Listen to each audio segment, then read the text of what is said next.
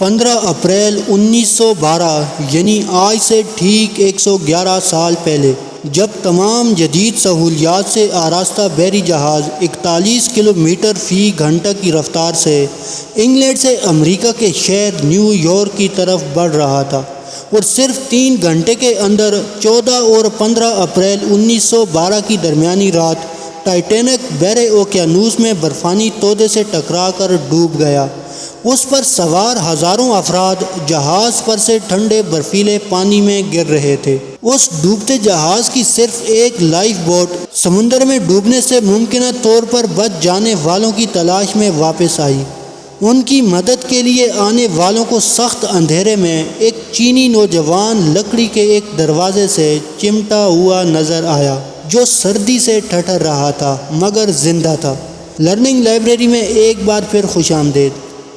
ناظرین، 111 سال بعد بھی اس حادثے کو سب سے بڑا سمندری حادثہ سمجھا جاتا ہے۔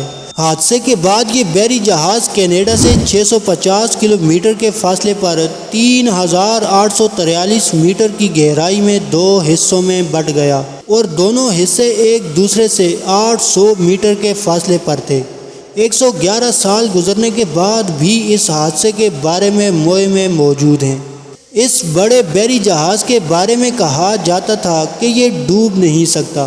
جی ہاں، federal university of Rio de Janeiro کے شعبہ بحریہ اور اوشین انجینئرنگ کے پروفیسر اور انجینئر الیگزینڈر ڈی پینو کہتے ہیں کہ انجینئرنگ کے لحاظ سے یہ ڈیزائن کی بنیاد پر تیار کردہ پہلا جہاز تھا۔ کئی واٹر ٹائٹ کمپارٹمنٹس بھی بنائے گئے تھے، یعنی جہاز کا ایک کمرہ پانی سے بھر جائے تو دوسرے کمرے کو تباہ نہیں کر سکتا۔ اس جہاز کی تیاری کے دوران 6 مشکلات پیش آئی تھیں، جیسا کہ جہاز کی اونچائی کتنی رکھی جائے تاکہ بجلی کی تاریں اور پانی کے پائپ ٹھیک سے کام کر سکیں۔ اس پر بہت سوچ بچار کی گئی۔ اس پر غور کرنے کے بعد اس وقت کے انجینئر نے جہاز کی اونچائی کا تعین کیا، یہاں تک کہ سیلاب کی صورت میں بھی انہوں نے اندازہ لگا لیا تھا کہ پانی چھت کی اونچائی تک نہیں پہنچے گا۔ انہوں نے چھت پر محفوظ کمپارٹمنٹ بھی بنائے تھے، لیکن تب کسی نے برف کے تودے سے زبردست ٹکراؤ کا سوچا بھی نہ ہوگا۔ یہ تصادم اتنا زوردار تھا کہ جہاز کی مین باڈی میں جہاز کی نصف لمبائی تک سوراخ ہو گیا تھا، اور اس ٹکراؤ کی بڑی وجہ تھی بلیو بینڈ کا لینا۔ جی ہاں، ماہرین کے مطابق برفانی تودے سے بھرے خطوں سے گزرنے میں مشکلات کے باوجود اس پر سفر کو تیزی سے کرنے کا شدید دباؤ تھا۔ دراصل یہ دباؤ بلیو بینڈ کو حاصل کرنے کے لیے تھا۔ 1939 میں شروع ہونے والا اعزاز بحر اوقیانوس کو عبور کرنے والے تیز ترین جہاز کو دیا جاتا تھا۔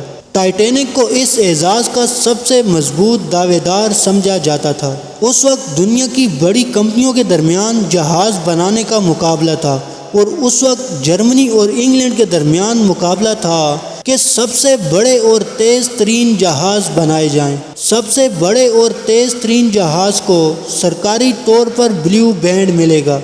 اس کارنامے کو حاصل کرنے کے لیے کسی بھی جہاز کے لیے پہلا سفر سب سے اہم سمجھا جاتا تھا، اور ٹائٹینک نے بھی بلیو بینڈ حاصل کرنے کے لیے تیز ترین رفتار کی۔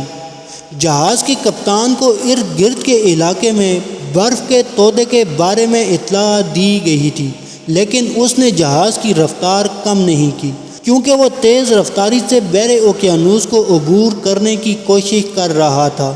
جی ہاں، ٹائٹینک اکیلا جہاز نہیں تھا۔ اس جہاز کو چلانے والی company White Star Line company نے بیلفاسٹ شہر کے ہالینڈ اور وولف شپ یارڈز کو 20ویں صدی کے شروع میں 3 جہاز بنانے کا حکم دیا تھا، اور توقع کی جا رہی تھی کہ عالمی معیار کے بنائے گئے تینوں جہاز دنیا کے سب سے بڑے، محفوظ اور سہولیات سے آراستہ ہوں گے۔ سن 1908 سے 1915 کے درمیان بنائے گئے ان جہازوں کو اولمپک کلاس جہاز کہا جاتا تھا۔ پہلے 2 بحری جہازوں 1908 میں اولمپک اور 1909 میں ٹائٹینک کی تیاری شروع ہوئی تھی۔ تیسرے جہاز دی جائگیٹنگ کی تیاری 1911 میں شروع ہوئی، لیکن تینوں جہاز کسی نہ کسی حادثے کا شکار ہوئے تھے۔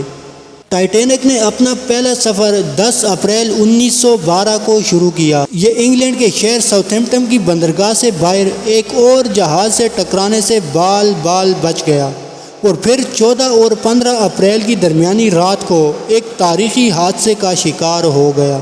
ٹائٹینک حادثے میں 1500 کے قریب افراد ہلاک ہوئے، جس کے بعد سمندری جہازوں کی حفاظتی نظام کو بہتر بنانے کی کوششیں شروع کی گئیں۔ اس حادثے کے بعد سمندری جہازوں کی حفاظت کے لیے ریڈار جیسے آلات کی تیاری شروع کر دی گئی۔ ریڈار کا استعمال دوسری عالمی جنگ کے بعد ہی شروع ہوا تھا۔ اس سے پہلے سب کچھ کا انحصار سامنے کے منظر پر تھا۔ ایک ملاح کو اونچائی پر بٹھا دیا جاتا تھا جہاں سے وہ سامنے آئس برگ وغیرہ کے بارے میں الرٹ کرتا تھا۔ یہ طریقہ اس وقت محفوظ نہیں ہوتا تھا جب جہاز تیزی سے چل رہا ہو۔ ٹائٹینک حادثے کے بعد بحری جہازوں میں حفاظتی انتظامات پر زور دیا گیا۔ ٹائٹینک کے حادثے میں بہت سے لوگ اس لیے مارے گئے کہ ان کے لیے لائف بوٹس نہیں تھی۔ یہ جہاز کبھی بھی نہیں ڈوب سکتا۔ اس یقین کی وجہ سے جہاز میں صرف آدھی لائف بوٹس رکھی گئیں۔ بہرحال یہ حادثہ سمندری جہازوں کی حفاظت کے حوالے سے ایک اہم سنگ میل ثابت ہوا۔ سمندری جہازوں کی حفاظت کے لیے ادارہ جاتی ورک فریم بنایا گیا۔ تعمیر کے دوران حفاظتی پیرامیٹرز کا خیال رکھا گیا۔ اسے مسلسل بہتر بنانے کے منصوبے پر کام کیا گیا۔ آج کے دور میں ریڈار اور سونار برف کے تودوں کا بہت پہلے سے پتہ لگا لیتے ہیں۔